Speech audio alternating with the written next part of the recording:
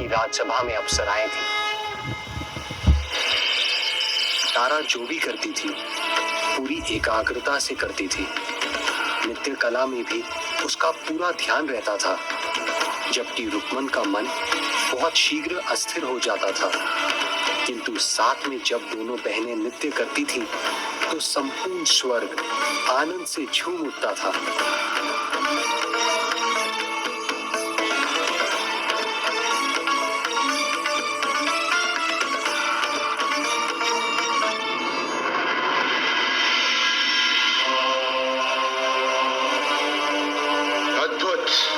अद्भुत तारा, उत्तम रुक्मन, आप दोनों के नृत्य ने हमें आनंद और स्फूर्ति से भर दिया।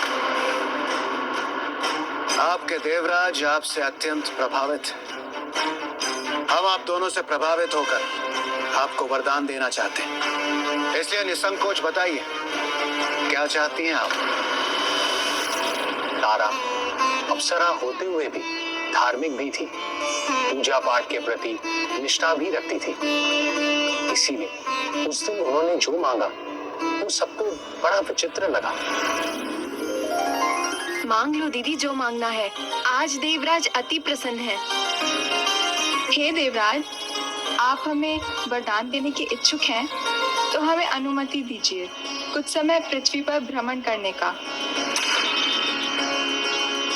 केवल इतना ही? हाँ। उचित। और रुक्मन, आपको क्या चाहिए?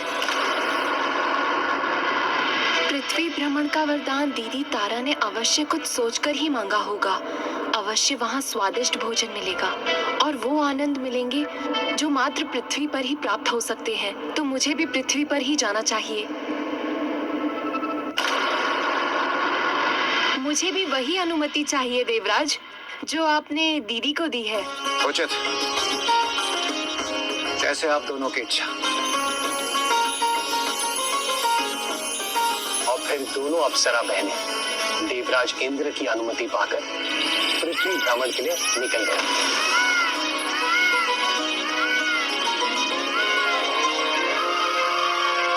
अति सुंदर, बहुत सुंदर है।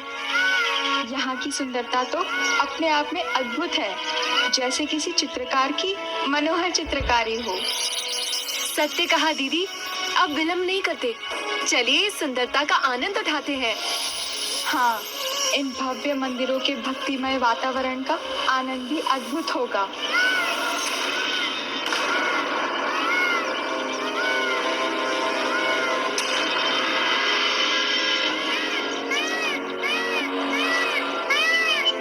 मुझे लगा आप उपवन की बात कर रही हैं। उपवन तो स्वर्गलोक में भी है रुक्मन, लेकिन इतने दिव्य और भव्य मंदिर नहीं है। तो आप पृथ्वी पर मंदिरों की यात्रा करने भर आई हैं बस? हाँ, और भला यहाँ आने का क्या कारण है? उचित है, पहले मैं मंदिर जाकर दर्शन कर लेती हूँ, फिर पृथ्वी के स्वादिष्ट भोजन का आनंद उठाऊंगी। आओ बहन, चलो।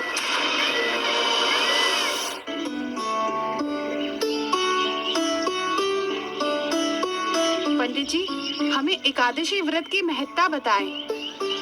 सभी चिंताओं का एक ही समाधान, एकादशी का व्रत। सभी की मनोकामनाएं पूर्ण करने वाला अद्भुत व्रत, जिसका फल इस जीवन में नहीं अगले जीवन में भी प्राप्त होगा। संजोग देखिए, आज एकादशी है, आप अपना व्रत आज ही आरंभ करें। तब तो एकादशी का व्रत मैं भी कर सकती हूँ। बहन, करने दो ना मुझे ये व्रत, ऐसा अवसर फिर नहीं मिलेगा। मैंने तो पृथ्वी पर यहाँ के सुख भोगने की कल्पना की थी, किंतु दीदी भी ना यहाँ भी बस पूजा पाठ और व्रत ही करना चाहती हैं। बहन, सभी पापों से मुक्ति दिलाने वाला व्रत है ये।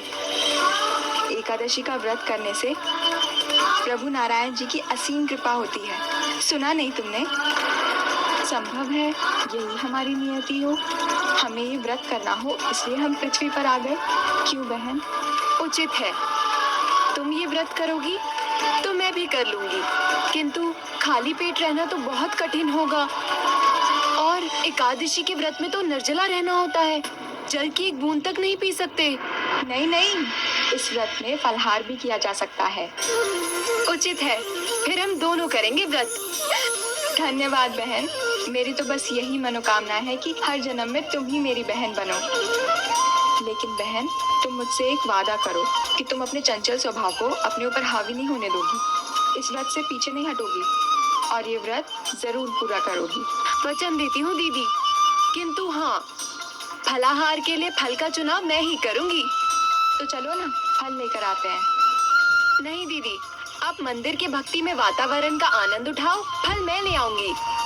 देवी तारा मंदिर में रुकी रही, पूर्ण विधि विधान से पूजा करती रही, लेकिन उन्हें भी इस बात का ज्ञान न था कि उनकी बहन रुक्मन से उसके जीवन की सबसे बड़ी होने वाली थी।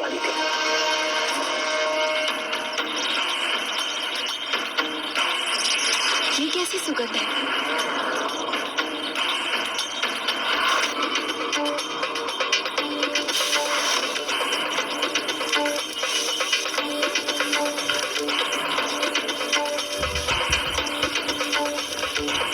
अवश्य कुछ बहुत स्वादिष्ट पक रहा है वहाँ।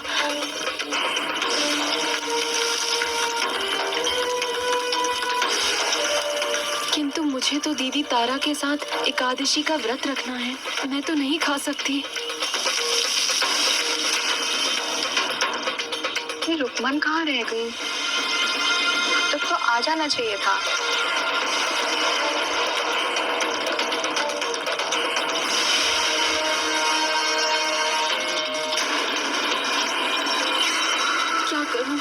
यदि मैं मांस खाती हूँ तो दीदी रुष्ट होंगी, परंतु खाए बिना मेरा मन भी नहीं मान रहा। क्या करूँ, क्या करूँ?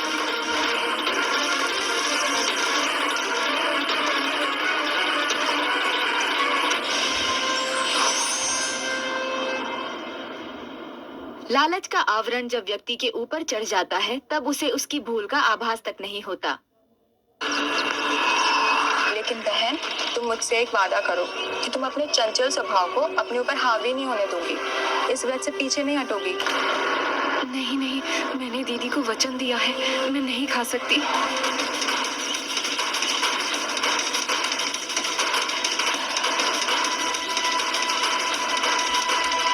वाह, अति उत्तम। इतना स्वादिष्ट माछ तो मैंने कभी खाया ही नहीं।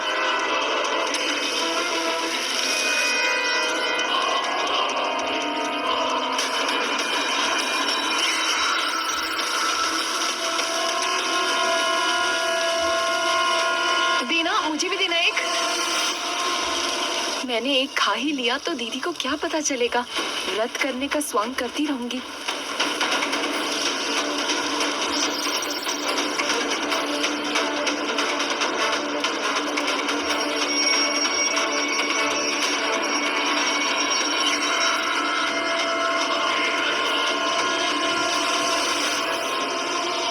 रुक्मन कहाँ रह गई?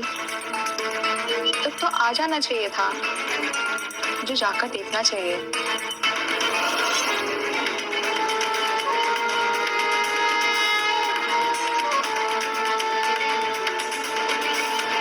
बहुत स्वादिष्ट है, एक से तो मन ही नहीं भरा। शीघ्र एक और खा लेती हूँ। एक और देना भैया।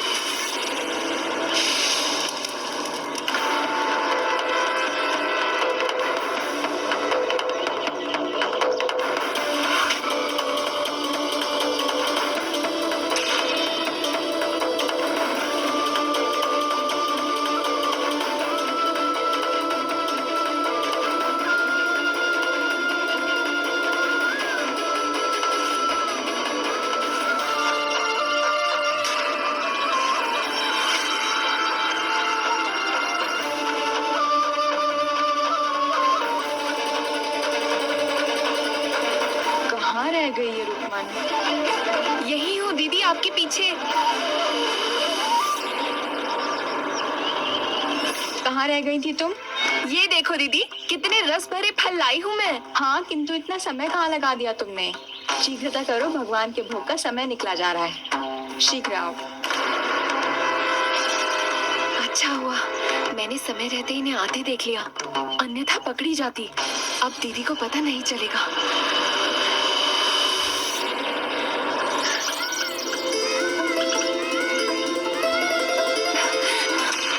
संभालो रुकमन, आराम से। धन्यवाद दीदी। ये कैसी गंध आई तुम्हारे मुख से? क्या खाया था तुमने? नहीं, कुछ भी तो नहीं खाया। सत्य कभी नहीं छुपता। एक तो तुमने पाप किया है और अब झूठ बोलने का दूसरा पाप कर रही हो। सच क्या है रुकमन? सच ये है कि मैंने थोड़ी सी माछ खाई थी। क्या? मैं स्नान कर लेती हूँ, फिर पूजा कर लूंगी। ये कोई खेल नहीं है जो सुधार लो। व्रत भंग किया है तुमने, वो भी मांसाहारी भोजन खाकर। अपमान किया है तुमने भगवान का, अपराध है ये। कुछ खा लेना अपराध कैसे हो सकता है? मैंने एक व्रत ही तो भंग किया है, किसी के प्राण तो नहीं ले लिए। अभी भी अपनी भूल की गंभीरता नहीं समझ रही हो तुम। एकादशी के दिन मांसाहारी भोजन खाकर असंख्य कीट खाने वाली छिपकली के समान कार्य किया है तुमने। तो संभव है तुम अपनी भूल इसी प्रकार समझ सकोगी। जाओ, मैं तुम्हें श्राप देती हूँ कि तुम इसी क्षण कीट खाने वाली छिपकली बन जाओ।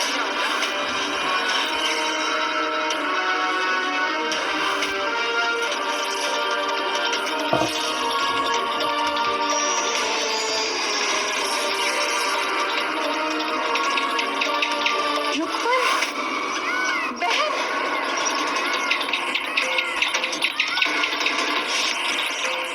हे भगवान, ये क्या कर दिया मैंने अपनी बहन के साथ? माता रानी मुझे कभी क्षमा नहीं करेंगी। रुकमन! माता रानी, माता रानी!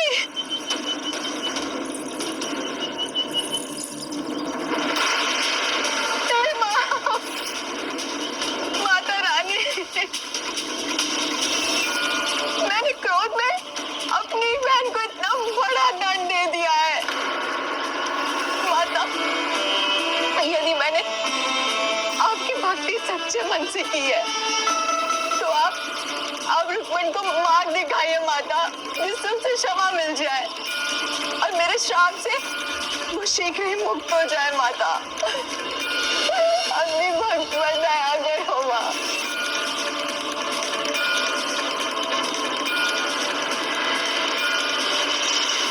तो क्या अपने भक्त तारा की प्रार्थना सुन ली माता रानी ने? तारा के शाप में शक्ति थी तो उसकी प्रार्थना में भी उतनी ही शक्ति थी।